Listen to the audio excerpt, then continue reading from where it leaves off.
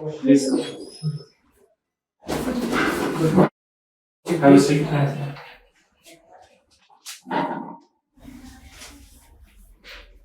So, Jyoti, please introduce yourself. As you know, my name is Jyoti Mehra. Okay. I am from Harmangarh, Rajasthan. I passed my graduation and B.Ed from MGSU Kota. Okay. I am pursuing my Masters in Mathematics from BMOU Kota. My hobbies is cooking and painting. Please let us know your strengths and weaknesses. My strength is to make proud for who has motivated me. Weaknesses is I am more talkative. Who has motivated you in your life? My family and my friends. I'd like to ask you a question. Since you just told us about your strengths and weaknesses, and in one of your weaknesses, you told us that you are yourself talkative. So, don't you think, as a teacher, it will be a very negative aspect if you yourself are a little talkative? एक teacher को ज़्यादा से ज़्यादा students को बताना चाहिए जो उनके लिए बेस्ट हो या उनके लिए मतलब बेनिफिशियल हो, तो टॉकेटिव अच्छी बात है. Okay.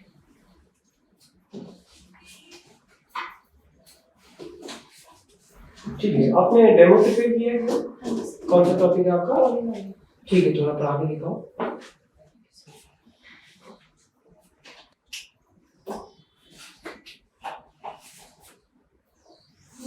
As you know, आपने पिछली क्लासेस में पढ़ा होगा अलजेब्रिक एक्सप्रेशंस एंड इक्वेशंस. तो अलजेब्रिक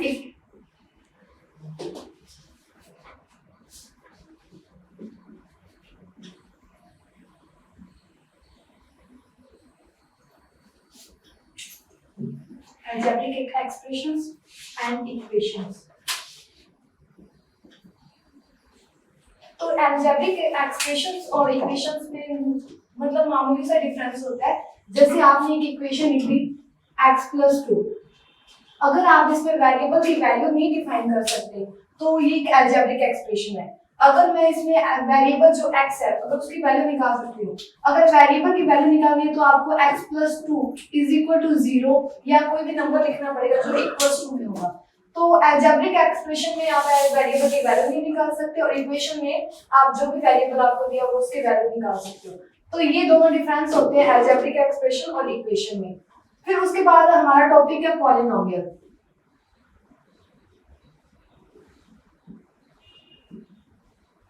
पॉलिनोमियल हमारा टॉपिक है. तो ये पॉलिनोमियल एक अलजेब्रिक एक्सप्रेशन का पार्ट होता है. तो अगर अलजेब्रिक एक्सप्रेशन आपको कुछ भी दिया हुआ है जैसे x² + 2 दे दिया, अगर x³ + 4 दे दिया, अगर इसमें वेरिएबल की पावर होल नंबर आपने पिछली क्लास में पढ़ा होगा. हाँ बेटा, आपने पिछली क्लासेस में होल नंबर पढ़ा है. होल नंबर क्या होता है? Whole number 0 1 2 3 4 etc. तो अगर अलजेब्रिक एक्सप्रेशन में वेरिएबल की पावर होल नंबर दी हुई है आपको तो वो एक पॉलिनोमियल होगा. को-प्राइम नंबर कौन सा होता है? को-प्राइम नंबर ऐसे नंबर्स होते हैं, दो नंबर से आप कोई भी नंबर चूज करो जिनका एलसीएम आपके पास हमेशा 1 आएगा. एक करके दिखाओ. जैसे आपको एग्जांपल के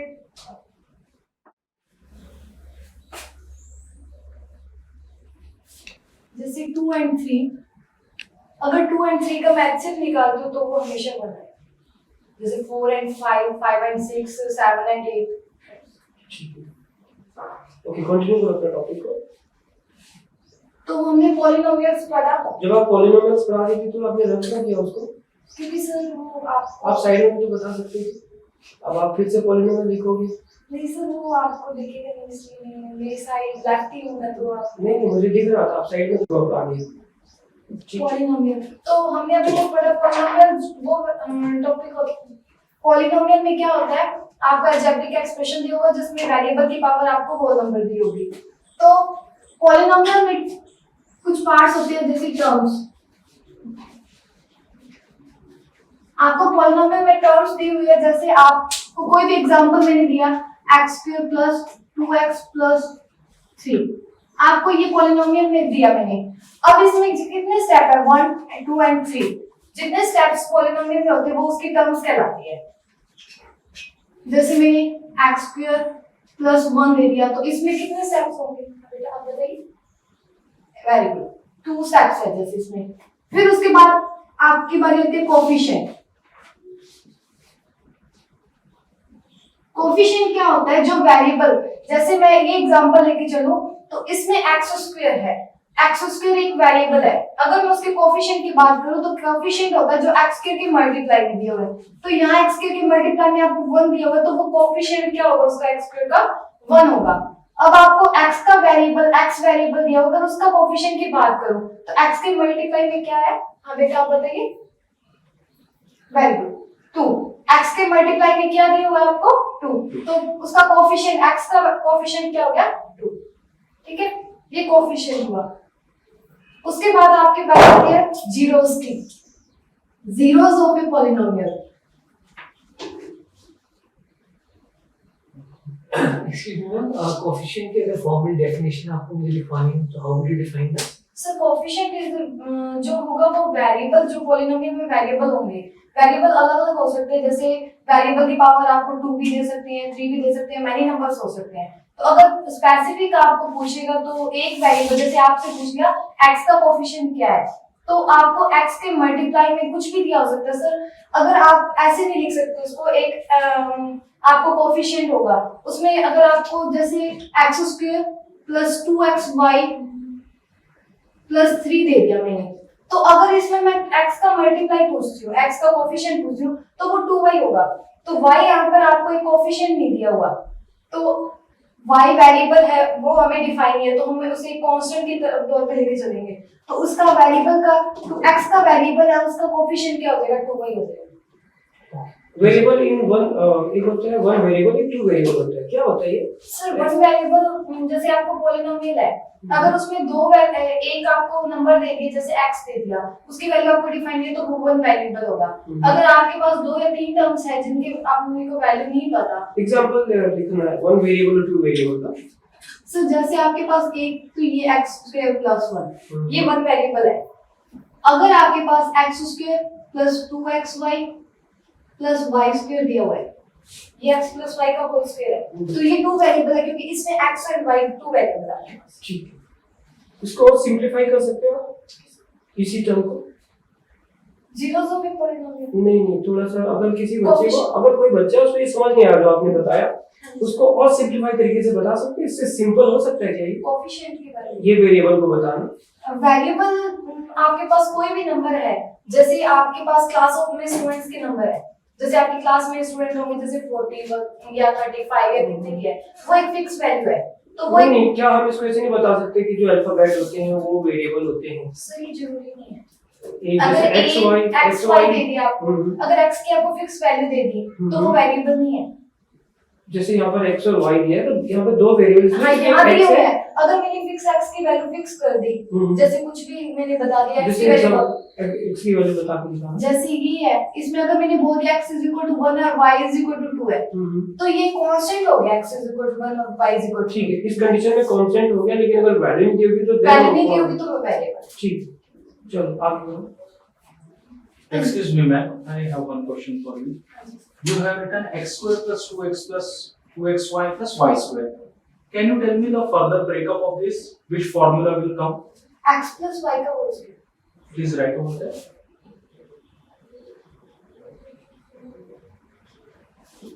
Continue. Zeros of a polynomial.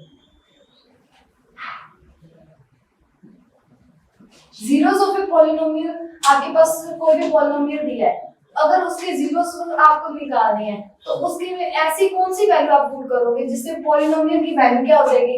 0 हो जाएगी। जैसे मैंने x² - 1 लिखा, ये आपके पास एक पॉलिनोमियल है px, ये आपके पास पॉलिनोमियल है। ठीक है, मेरे पास एक इक्वेशन है, इसको सॉल्व करना है। x³ देखो, x³, हाँ ये रखो, तो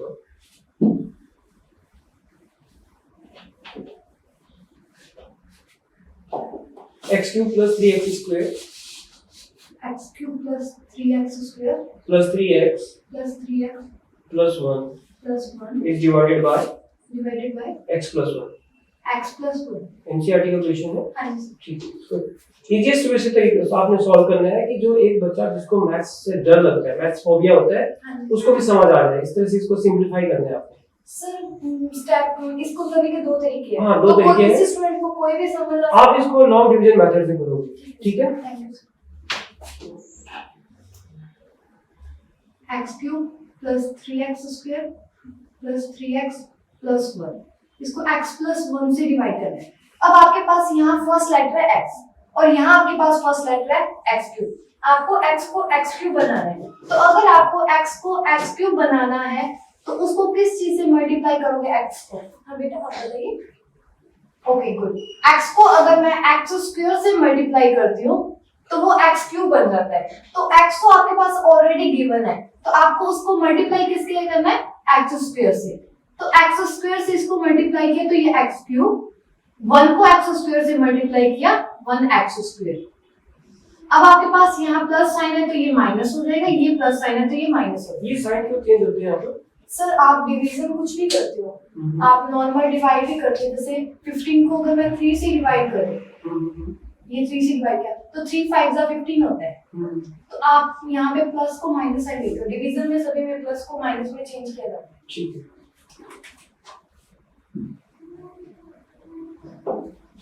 तो ये प्लस का x क्यूब, ये माइनस का x क्यूब कैंसिल हो जाएगा।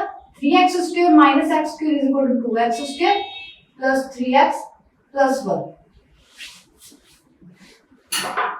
अब आपके पास सेकंड टर्म में यहाँ 2x स्क्वायर है और वहां x है। अब x को 2x स्क्वायर बनाना है, तो x को 2x स्क्वायर बनाने के लिए आपको उसको किससे मल्टीप्लाई करना पड़ेगा? 2x square. तो 2x स्क्वायर हो गया। अब इसको प्लस 2x। अब 2x को मैंने x से मल्टीप्लाई करती हूँ, तो हाँ बेटा आप बताइए क्या आंसर आएगा? गुड। 2x को x से मल्टीप्लाई करेंगे तो वो आएगा 2x स्क्वायर, और 2x को 1 से मल्टीप्लाई करेंगे तो 2x। यहाँ फिर प्लस साइन था तो माइनस, प्लस साइन था तो माइनस, ये कैंसिल हो गया। 3x minus 2x x plus 1। अब यहाँ अगर किसी से मल्टीप्लाई करना है और मुझे यही नंबर लाना है तो मैं किससे अच्छा, उस मल्टीप्लाई? x से पहले मैंने 1 क्यों नहीं लिखा? 1x भी तो लिख सकते थे, क्यों नहीं लिखते हम? सर 1 अगर किसी के भी मल्टीप्लाई में है तो उसकी वैल्यू चेंज नहीं होती। ठीक। अब आपको x प्लस 1 को x प्लस 1 बनाना है तो उसको किससे मल्टीप्लाई करेंगे? 1 से। तो ये 1 से मल्टीप्लाई किया x प्लस 1। तो ये करते टाइम आप क्वेश्चन क्यों नहीं लिख रहे हो? ऊपर जो आपका ऊपर आ रहा है वो क्यों नहीं लिख रहे हो आप क्वेश्चन? अच्छा, साइड में लिख रहे हो। हाँ जी। ये क्या है? रिमाइंडर 0। तो इसको डिवाइड करने पर x square plus 2x plus 1 आपके पास। ठीक है, इसको एक दूसरा मेथड से करो। x प्लस 1 से आपको डिवाइड करना है, x प्लस 1 से डिवाइड करना है। तो शॉर्ट मेथड ये कहता है आपको जो भी वैल्यू दी हुई है, आपको जो भी जिसे भी डिवाइड करना है उसको इक्वल टू 0 पुट करो। तो x प्लस 1 को अगर मैं 0 के इक्वल पुट करती हूँ तो ये इधर प्लस 1 इधर आके क्या हो जाएगा? माइनस का 1। तो x is equal to minus 1 हो गया आपके पास। अब आपको x is equal to minus 1 आपको इस इक्वेशन में पुट करना है। जैसे आपके पास इक्वेशन दी है x cube plus 3x square plus 3x plus 1। अब आपको इसमें x is equal to minus 1 put करना है। तो माइनस 1 पुट करेंगे तो ये माइनस 1 का क्यूब प्लस 3 इंटू माइनस 1 का square plus 3 into minus 1 plus 1। अब माइनस 1 का क्यूब आप बताइए बेटा क्या होता है? Very good. माइनस 1 का क्यूब क्या होता है? माइनस 1 प्लस 3 माइनस 1 का square plus 1 plus 3 minus 1 plus 3 into minus 1 कितना हो जाएगा? Minus 3 plus 1। ये क्या हो गया? Minus 1 plus 3 minus 3 plus 1। कितना है आंसर? 0। ठीक है, चलो सीखते हैं। So Miss Jyoti, I have a few questions for you. Since start में आपने कहा था कि weaknesses आपकी talkative nature एक weakness है, तो मैं ना उसको भी actually सरपास नहीं कर पा रहा हूँ अपने माइंड में, क्योंकि जब हम किसी टीचर को हायर करते हैं तो एक ही ट्रेट जो हम उनसे चाहते हैं कि ना हो, that is being very calm, non talkative, right? So अब मैं आपसे एक चीज जानना चाहता हूँ, students you know can be of different types, discipline का थोड़ा प्रॉब्लम रहता है और डिसिप्लिन को मैनेज करना भी आजकल एक चैलेंज बन गया, आज से 10-15 साल पहले मैं बोलूंगा शायद डिसिप्लिन मैनेज करने के टीचर्स के लिए थोड़ा इजी था क्योंकि रिस्ट्रिक्शंस कम थे। अब थोड़े रिस्ट्रिक्शंस भी बहुत आ गए, आपको अपना कोड ऑफ कंडक्ट भी देखना है, स्टूडेंट्स का भी वेलफेयर देखना है। तो how exactly will you maintain discipline in your class? Sir मेरे अकॉर्डिंग मैंने मतलब जितना स्टडी किया है, तो सर अगर मैं मोर टॉकेटिव हूँ तो सर मैं एज ए फ्रेंड अपने स्टूडेंट को डील करती हूँ। अगर मेरे पढ़ाने का तरीका इंटरेस्टिंग होगा, अगर मैं बच्चों को कॉन्सेंट्रेट कर सकूँ अपने इंटरेस्टिंग पढ़ाने के तरीके से, तो बच्चे अपने आप डिसिप्लिन में आते हैं। ठीक है, डिसिप्लिन को मेंटेन करने के लिए क्या चीजें जरूरी होती है आपके पास? और देखो, डिसिप्लिन जो क्लासरूम मैनेजमेंट का बैकबोन है, हाँ जी सर। क्या कर सकते हो उसको? सपोज आपकी क्लास में इनडिसिप्लिन क्रिएट हो गया है, तो क्या करोगे इस कंडीशन में? सर इनडिसिप्लिन क्रिएट होने का मेन मोटिव ये होगा कि जो मैं पढ़ा रही हूँ या तो बच्चों को समझ नहीं आ रहा और या वो मतलब पढ़ना नहीं चाहते मुझसे, तो सर अगर मैं उनको उनके तरीके से या फ्रेंडली तरीके से पढ़ाने की कोशिश करूँगी तो हो सकता है वो मतलब डिसिप्लिन में आए, उनको ऐसे लगे कि जो मैडम पढ़ा रही है मुझे समझ आ रहा है और मुझे मैडम से पढ़ना चाहिए, तो वो डिसिप्लिन में होंगे। ठीक है, अगर उनको समझ नहीं आ रहा तो इसका एक मेन रीजन कुछ और भी हो सकता है क्या, कि आपका टॉपिक हो सकता है इंटरेस्टिंग ना हो, हाँ सर, हो सकता है। आप क्लास को शायद एंगेज नहीं कर रहे हो, हाँ जी सर। ये भी तो हो सकता है। तो टॉपिक को इंटरेस्टिंग बनाने के लिए, खास करके मैथ्स को, आप क्या करोगे कि उसके लिए क्लास 9 आप पढ़ा रहे हो, उसको ये टॉपिक इंटरेस्टिंग क्या करोगे आप? किस तरीके से पढ़ाओगे कि उसको बहुत इंटरेस्टिंग लगेगा, या क्या उसको पॉजिटिव रिइंफोर्समेंट आप दोगे, या किस तरह से मोटिवेट उसको करोगे आप? सर अगर मेरी क्लास में कोई इनडिसिप्लिन कर रहा है बच्चा, जैसे मैंने 10 to 12 डेज एक स्कूल में पढ़ाया है, तो मैंने वहाँ जैसे मैं टॉपिक करवाती थी, उसके बाद मैंने क्वेश्चन जैसे बच्चों को करने के लिए देती थी। तो अगर बच्चा अपने नोटबुक में क्वेश्चन करता है तो वो इनडिसिप्लिन में रहेगा, क्योंकि उसको ऐसे होता है कि टीचर सब स्टूडेंट्स भी इतना एक ही टाइम पे ध्यान नहीं दे सकती। तो अगर मैं जो बच्चा इनडिसिप्लिन क्लास में कर रहा है, अगर मैं उससे वही क्वेश्चन बोर्ड पे करवाती हूँ, तो वो पहली बात तो बाकी सारे बच्चे डिसिप्लिन में रहेंगे और बाकी बच्चे अपने नोटबुक में करेंगे, तो वो बच्चा सबकी नजरों में आएगा।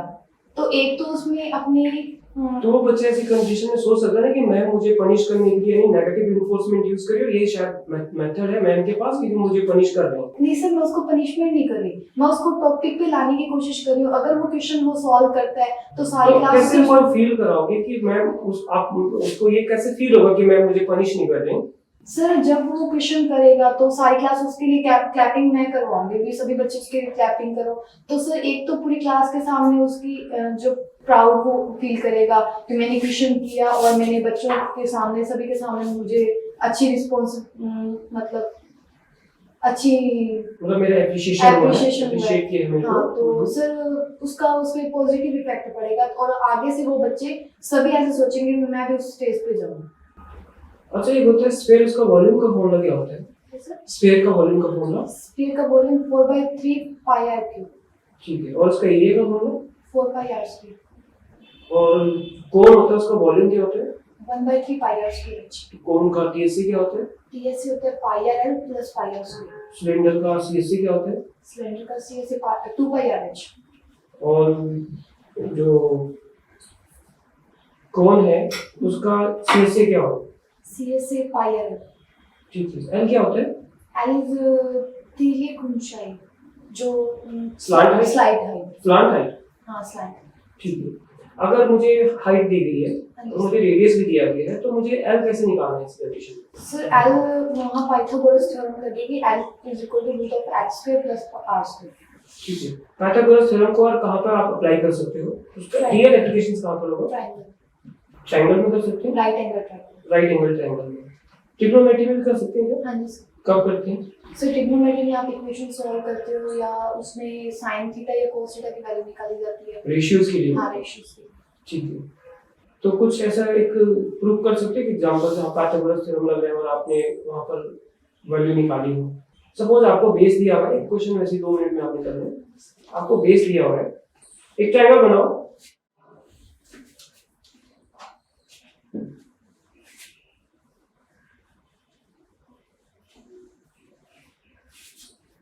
ट्रायंगल है कि उसका बेस में 5 सेंटीमीटर दिया हुआ है, बेस 5 सेंटीमीटर और उसका जो परपेंडिकुलर दिया हुआ 14 सेंटीमीटर दिया है, तो निकल जाएगा इसका। हाँ, इसको ट्रिग्नोमेट्री, इसकी हमने sin 30 की वैल्यू निकालनी है। साइन 30 की सर एंगल कौन सा ये है या वो? एंगल, ये एबीसी लिखो इस पे। एंगल ही हमें 30 डिग्री दिया हुआ है। ठीक है सर। और आपको साइन 30 की वैल्यू निकालनी हम्म है। सर आपके पास बेस एंड परपेंडिकुलर दिया हुआ है, हम्म। तो अगर आपको उसका ये AC की वैल्यू निकालनी है, तो AC इज इक्वल टू क्या होगा, root of AB square plus BC square. तो ये पाइथागोरस थ्योरम होती है। तो सर आपको AB एंड BC दिया हुआ है। AB दिया हुआ आपको 5 सेंटीमीटर स्क्वायर और BC दिया हुआ है 12 सेंटीमीटर स्क्वायर। तो 5 स्क्वायर इज इक्वल टू 25 और 12 स्क्वायर इज इक्वल टू 144। ये हो जाएगा 169 इज इक्वल टू 13। तो आपके पास AC की वैल्यू 13 आ गई। और आपके पास साइन जो होता है वो परपेंडिकुलर अपॉन ये, तो आपके पास परपेंडिकुलर दिया हुआ है 12 और आपके पास AC की वैल्यू दी है 30, तो साइन 30 निकल जाता है। ठीक। I have a question for you. एक सेकंड। यहाँ पर BC की वैल्यू 12 सेंटीमीटर है, हाँ जी सर। आप उसे 5 सेंटीमीटर कीजिए।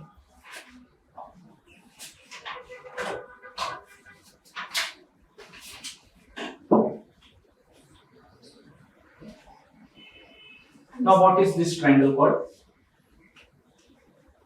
सर आइसोस्केल। Complete बताइए, what is the name? What will be the name? BC is perpendicular also and your right angle आइसोस्केल। isosceles right angle triangle. Right. Sit.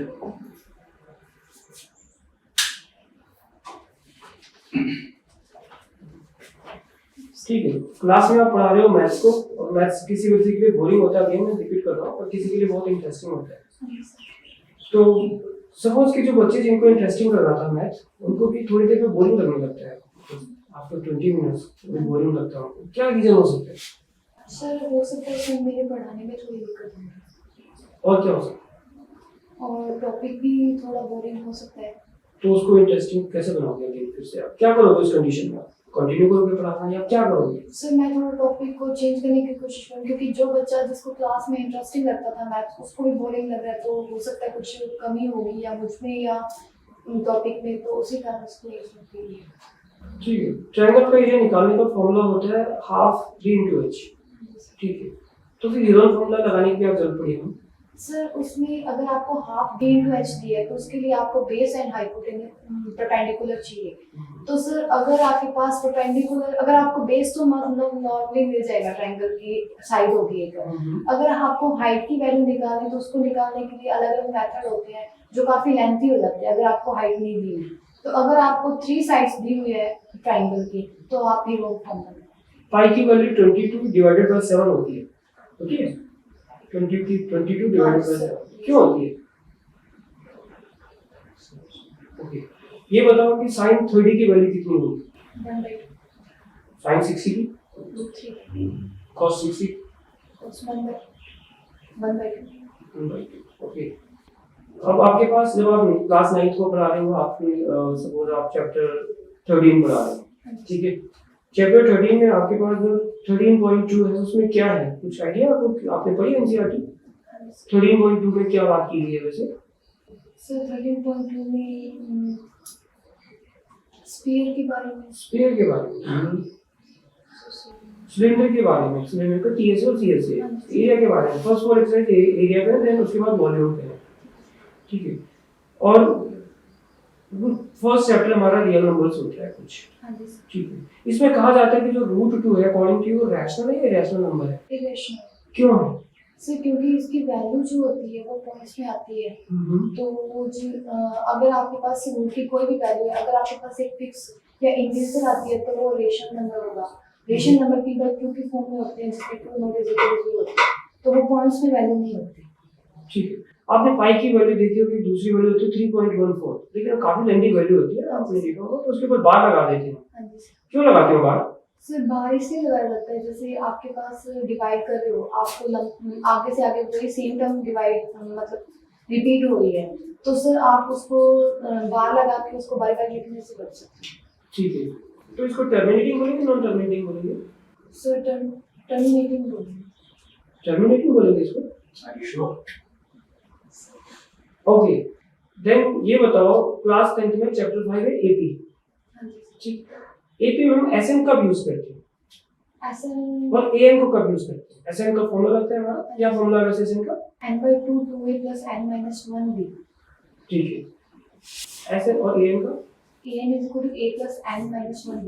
ठीक है, तो ये एएन को कब लगाते हैं फॉर्मूले में और एसएन को कब लगाते हैं? सर आपके पास कोई प्रोग्रेशन दी हुई है जैसे, हम्म। तो अगर आपके अंदर आपको उसमें जैसे आपको बोल दिया जैसे 10th नंबर निकालना आपको, अगर आपको सिर्फ 10th नंबर निकालना है तो आप an लगाओगे। अगर आपको बोल दिया सम ऑफ 10 नंबर्स निकालना तो आप ऐसे। ठीक है, थोड़ा इसको और सिंपलीफाई करो। अच्छा बोला है आपने, और सिंपलीफाई कर दो थोड़ा। सर an माना कि मेरे पास एक एपीडी है 3 6 9 हाँ जी सर। और मेरे को बोला है कि इसमें टोटल जो नंबर है, जो nth नंबर है वो माना कि वो 20 है, मतलब 20 नंबर की सीरीज है ये, हाँ जी तो उनका सम मुझे निकालना है। हाँ जी सर। तो उस कंडीशन में थोड़ा बताओ कि क्या करेंगे इसमें। तो फॉर्मूला से निकाल सकते हैं और बच्चे को हम कैसे बताएंगे कि देखो ये अगर हम इसको ऐसे करते तब भी ये ऐसा आता है, कैसे क्या सर, करते हैं? अगर मेरे पास 20 नंबर है तो वो ज्यादा लंबी प्रोग्रेशन नहीं है हम्म। तो मैं उनका सम भी कर सकती हूँ। हाँ, उनके सम करके हम दिखा सकते हैं कि देखो हम फॉर्मूले से भी इसको निकाल सकते हैं, इससे भी निकाल सकते हैं। अच्छा, एक फॉर्मूला आपने पहले भी लिखा था a + b का होल स्क्वायर, ऐसा था, हाँ जी सर। उसको डेली लाइफ में हम कैसे बच्चों को बताओगे कि इसका डेली लाइफ में क्या यूज हो सकता है? सो डेली लाइफ में जैसे 102 का स्क्वायर निकालना है आपको तो कोई सर छोटी सी वैल्यू लो, 12 ले लो, 12 ले लो। कैल ले लो जैसे, हम्म। तो सर कैल का स्क्वायर अगर बच्चा छोटा है उसको याद नहीं आ रही तो उसको 10 + 2 का स्क्वायर करके उसको सॉल्व इजीली कर सकते हैं। ठीक है, तो 27 का स्क्वायर कितना होता है वैसे? 23 का, 17 का, 389 और 32 का। ओके, अब मैं 19 को 6 से मल्टीप्लाई करूंगा तो आप इजी मेथड से कैसे कर पाओगे इसको? कर लो 19 से इधर। 20 - 1 × 6 करूँ तो ज्यादा इजी है। ठीक है, okay. So I have this one last question for you. अभी तक हम सुबह से काफी इंटरव्यूज ले चुके हैं and there are still a lot of candidates who are waiting for their turn. So what exactly would you give us a reason that why should we hire you? आपको हम क्यों हायर करें? मतलब आप ऐसा क्या टेबल पे लेके आएंगे जो सिर्फ आप ही लेके आएंगे और बाकी कोई नहीं ला सकता? What is that makes you different and the best for this position? Sir जैसे यहाँ पर बहुत सारे स्टूडेंट होंगे, जैसे मैं तो एक्सपीरियंस नहीं हूँ, मेरे पास कोई एक्सपीरियंस नहीं है, हो सकता है मेरे से ज़्यादा एक्सपीरियंस भी बैठे हों। Okay. तो पर सर मेरा मेन मोटिव यही है भी जैसे मैंने अपने क्लासेस में या कहीं भी देखे बच्चे तो 90% या अप्रॉक्सीमेट इतने स्टूडेंट्स ऐसे होते हैं जो मैथ्स से डरते हैं या उनको डर लगता है, तो सर मैं उनका फियर कम करना चाहती हूँ मैथ्स का, तो इसलिए मैं केबीएस में जाना चाहती हूँ। अच्छा, तो इसी पे मैं एक क्रॉस क्वेश्चन और करना चाहूंगा। फियर कम करेंगे आप, जैसे आपने कहा मैथ्स का, आपने खुद कहा। तो देखिए, अगर एक्सपीरियंस कैंडिडेट्स आते हैं हमारे पास तो आपको नहीं लगता एक्सपीरियंस जो है उनके पास ज्यादा टैक्ट होगा वो फियर कम करने का as compare to you being non experienced? Sir ये कोई जरूरी नहीं है, हो सकता है उनके पढ़ाने का तरीका अलग हो और मेरे पढ़ाने का तरीका अलग हो। ओके, कुछ मुझे बता सकते हैं थ्योरेटिकली फियर आप कैसे टैकल करेंगे स्टूडेंट्स का? सर पहली बात तो स्टूडेंट्स, जैसा कि मैंने खुद नोटिस किया है, तो स्टूडेंट्स को जैसे आप टीचर आगे पढ़ा रहे हैं तो स्टूडेंट्स को आगे आने में भी बहुत डर लगता है। Okay. जैसे बोर्ड पे अगर उसको कोई क्वेश्चन दे दिया तो उसको ऐसे होता है कि बोर्ड पे क्वेश्चन नहीं, मैं नोटबुक में कर लूंगा, तो वो पहली बात तो वो खड़ा होने में दिक्कत होती है उसको। तो सर मैं मेन उसका मोटिव मेरा यही होगा कि मैं उनके अंदर से डर खत्म करूँ, वहाँ पर आके भी वो क्वेश्चन सॉल्व करेंगे जैसे वो अपनी नोटबुक में कंप्लीट करें। ये चीज आप कैसे करोगे? ये चीज अच्छा है, ये पॉइंट कैसे करोगे? ये एक शाई टाइप का बच्चा, इंट्रोवर्ट बच्चा क्लास में होते हैं, उसको आंसर आता है लेकिन वो बोल नहीं पाता है, सिचुएशन बनती है, तो कैसे उसके शाइनेस को आप दूर करोगे? सर अगर मैं जैसे मतलब पूरी क्लास अगर उसको मोटिवेट करेगी तो कर सकता है, या मतलब पूरी क्लास उसको ऐसे बोलेगी तो बोर्ड पे भी कर सकता है, तो वो हो सकता है वो अपनी फ्रेंड्स की ज़्यादा सुने। अगर मैं भी उनके साथ फ्रेंडली बिहेव करी तो वो मेरी भी सुनेगा, तो वो हो सकता है वहाँ जाके करने की कोशिश करे। एक बार उसको जब वो पूरी क्लास से एप्रिशिएशन मिलेगा, पूरी क्लास से वो मोटिवेट होगा, तो वो आगे से अपने आप करने की कोशिश करेगा। ठीक है, Now since we are done with this interview, हम आपको थोड़ा सा कुछ आपकी फीडबैक देना चाहेंगे आपके आंसर्स को लेके, और कुछ चीजें जैसे जो मुझे लग रहा है टेक्निकली अगर हम बात करें जब आप पढ़ा रहे हैं तो एक तो जब भी स्टार्ट करें always right the topic first. जैसे आप पहले बैकग्राउंड में चले गए थे कि आपको अलजेब्रा पता होगा या बताओ, ऐसे नहीं, फर्स्ट राइट द टॉपिक, फिर आप जा सकते हैं कि सिंस हम ये टॉपिक कर रहे हैं सो आई होप कि आपको अलजेब्रा ये सब पता हो, नहीं है तो आप एक रीकैप देके हमें वहां से थोड़ा सा स्टोरी टेलिंग मेथड से लेके जाएंगे, so it will be easier for us to grasp the concepts. जैसे कि मैंने बीच में आपसे एक क्वेश्चन पूछा था डेफिशिएंट डेफिनेशन ऑफ कोएफिशिएंट है, तो आई थिंक आपने मुझे ये तो बताया कि वो कैसे ढूंढे x के आगे जो लगा हुआ है वो कोएफिशिएंट है, but how do we define it? तो कुछ टेक्निकल जैसी डेफिनेशन होती है जो कभी बच्चों को थ्योरेटिकली भी लिखनी होती है, तो डेफिनेशन की नॉलेज वो आपको याद होनी चाहिए, it should be on your finger tips, that this is the figure that comes along with this variable, this is okay, so this should be on your fingertips. और फिर से अगर हम जाएं टेक्निकल एस्पेक्ट में, so being a maths teacher, squares आपको थोड़े से आपके फिर से फिंगर टिप्स पे होने चाहिए, 17, 21, 22, 23, ये तो भी हम थोड़े लोअर लेवल पे, तो ये तो मतलब आपको फिंगर टिप्स पे होनी चाहिए, okay, and I am pretty sure कि आप जिस हिसाब से पढ़ा रहे हैं you will definitely learn it cross, so that's my feedback for बाकी सब बताइए। ठीक है। अभी जब आप बोर्ड वर्क, जैसे सर ने बोला है, तो जब भी हम करते हैं तो बोर्ड वर्क करते हैं पहले, उसके हमें मार्क्स मिलते हैं बोर्ड वर्क के, हम डेट लिख सकते हैं, वहाँ पर सब्जेक्ट लिख सकते हैं, उसके बाद क्लास तो जरूरी नहीं है क्योंकि हम टीजीटी के लिए अप्लाई करते हैं, तो हमें वहाँ पर टॉपिक लिख के छोड़ देना है और कुछ प्रीवियस नॉलेज को चेक करना है बच्चों का, यहाँ पर हमने कुछ क्वेश्चनिंग करनी होती है बच्चों से बेसिकली, है ना। फिर हम अपने टॉपिक का अनाउंसमेंट करते हैं, ओके बेटा today's our topic is polynomials, ऐसे हम इसको करेंगे, एक तो वो आपने करना है। और जब आपने पैनल ने आपको बोला है कि आप डेमो प्रिपेयर करके आओ, जब पढ़ाते हो आप, तो उस टाइम पे आपने बोलना है कि shall I consider this room as my classroom, और ऐसे आपने परमिशन लेना है उनसे, तभी आप कंसीडर करोगे, ऐसे नहीं करोगे डायरेक्टली। उसके बाद आपने क्या करना है, यहाँ पर एक क्लास को आपने एंगेज करना है, बेटा आई गेटिंग माय पॉइंट और नॉट, आप पढ़ा रहे हो इसका मतलब आप पढ़ा ही रहे हो, क्लास से आपने बात करने का आपको समझ आ रहा है। जब आप किसी बच्चे से क्वेश्चन पूछोगे तो डायरेक्ट नहीं बोलना है, झुक के, पोलाइट नहीं, डिग्निटी है बच्चे के पास, अगर उंगली करोगे तो गलत होगा, पेन भी नहीं करना आपने, मार्कर भी नहीं करना है, आप बताओ बेटा, ऐसे झुक के आप बताओ बेटा, और उसको एनकरेज करना है आपने, yes yes very good, you are very close to the answer, you are very right. एक चीज ये होती है, सर ने क्वेश्चन पूछा आपको कि why should we hire you, आपने वहां पर बोला कि मैं अनएक्सपीरियंस हूं, ऐसा मैटर नहीं करता है, क्योंकि एक्सपीरियंस और अनएक्सपीरियंस का कोई मैटर नहीं है। एक टीचर में एक क्वालिटी होनी चाहिए क्या, कि उसको अपने टॉपिक को इंटरेस्टिंग बना देना है, ठीक है। टॉपिक को इंटरेस्टिंग बनाने के लिए क्या करना पड़ता है, अगर रस लिया हो ना क्लासरूम में तो कंसंट्रेशन अपने आप आ जाता है, कंसंट्रेट अपने आप करेगा, अगर क्लासरूम को आपने बहुत इंटरेस्टिंग बना दिया, एंगेज करना है अपने बच्चों को, आप बोलोगे मेरे अंदर ऐसा क्वालिटी है कि मैं क्लास को इंटरेस्टिंग बना सकते हो, अपने टॉपिक को एंगेजिंग बना सकते हो, अपने टॉपिक को इंटरेस्टिंग बना सकते हो, क्लास को एंगेजिंग कर सकते हो, और इंटरैक्टिव बच्चों से बातचीत करते रहना है।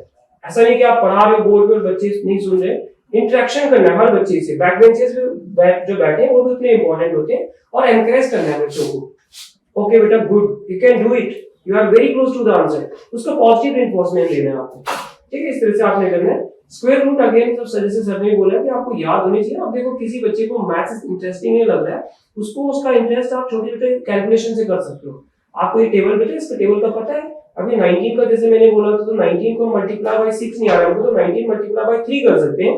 19 मल्टीप्लाई बाय 3 हमें पता है, ठीक है, उसको मल्टीप्लाई बाय 2 कर देंगे, आंसर आ जाएगा। हम उसको ब्रेक कर सकते हैं ना, मुझे पता है 18 मल्टीप्लाई बाय 6 मुझे नहीं पता है कितना होता है, 9 मल्टीप्लाई बाय 6 तो पता है ना, 54 उसका डबल कर दो 108, तो 18 मल्टीप्लाई बाय 6 आ जाएगा ना आंसर ऐसे। तो ये हम बच्चों को सिखा सकते हैं, ये ट्रिक्स अगर हमको सिखाएंगे, ये शॉर्टकट उसके माइंड में रहेंगे, उसको इंटरेस्टिंग लगेगा टॉपिक। तो मैथ्स को आपने ऐसे ही बनाना है इंटरेस्टिंग, उसको छोटे छोटे, बड़ा उसको टॉपिक दे दोगे समझ नहीं आएगा, उसको स्मॉल उसके सामने गोल रखना है, उसके अकॉर्डिंग उसको आगे आगे बढ़ाना है, ठीक है। यही था, ओके, थैंक यू। मेरी तरफ से आपको 2-3 इनपुट्स है। First of all, you work on your introduction part. Since you getting into the maths profession, maths will be your subject. आपका इंट्रोडक्शन थोड़ा something related to the maths, कहीं ना कहीं से आई एंजॉय नंबर्स, मुझे numbers बहुत ज्यादा पसंद है। I enjoy multiplication, division, and I love to teach this to students, this is my passion. तो पता चलता है कि this is a candidate who is more into maths. Second point is when we are doing the demo ना, you are talking about polynomials. तो आपको polynomials को पहले इंट्रोड्यूस करना पड़ेगा कि x की जब पावर बढ़ती जाती है 1, तो x की पावर क्या कहते हैं, x स्क्वायर कहते हैं। जब उसकी पावर 3 होती है तो उसको क्या कहते हैं, x क्यूब कहते हैं, 4, 5। तो थोड़ा एटमॉस्फेयर क्रिएट हो जाता है, बच्चों को थोड़ा इंटरेस्ट आता है। सेकंड चीज, जैसे सर ने बताया था कि आपके टेबल्स पे थोड़ा आपको आप उसको थोड़ा इंटरेस्टिंग कर सकते हैं। जब आपको पूछा जाए 19 into 6, या एक सिंपल मैं आपको एग्जांपल देता हूँ 25 into 5, तो तुरंत आपको बोला है कि किसी बच्चे को डर लगता है। मैथ्स जैसे मैं आपको बताता हूँ, डर को इजी करना है, जो टफ चीज है उसको सिंपल करके बताना है, which is called as LCM. Sir आपको हिंट दे रहे थे लीस्ट कॉमन मल्टीपल फैक्टर की तरफ, एलसीएम। जैसे मुझे अगर कोई 18 into 6 पूछेगा तो मैं 18 को पहले 6 into 3 कर दूंगा, फिर into 3 कर दूंगा। तो जो छोटे छोटे उसको पहले मल्टीप्लाई करते करते एंड तक आ जाऊंगा। मतलब आप जितना इंटरेस्टिंग, सेकंड जब आप वो डिवीजन कर लेते हैं x plus 1 into x cube something था, तो आपको किसी को खड़ा करना है कि जैसे आपने मेरे को 2 बार पूछा था, हाँ बताओ बेटा, तो अगर मैं ब्लैंक हूँ, क्यों ब्लैंक हो, क्यों नहीं समझ में आ रहा है, बोलो x स्क्वायर, बोलो x स्क्वायर, तो तब वो क्लास एंगेज होते जाएगा, क्योंकि maths is more about numbers, और आपको टेबल्स के ट्रिक्स थोड़े डेवलप करने पड़ेंगे। कोई भी पूछे तो you should be able to, बाकी आपका डेमो कंसेप्ट वाइज आपके कंसेप्ट स्ट्रांग है, लेकिन वो कंसेप्ट्स थोड़े आई फील सो कि आपको थोड़ा और एक्सप्रेसिव होके वो थोड़ा स्टूडेंट्स तक जाना पड़ेगा। एंड आप इंट्रोडक्शन थोड़ा वर्कआउट कीजिएगा, you work on your introduction part. And about as you told की टॉकेटिव के बारे में सर ने तो आपको इनपुट्स दे दिए, rest all it was good, all the best. Thank you.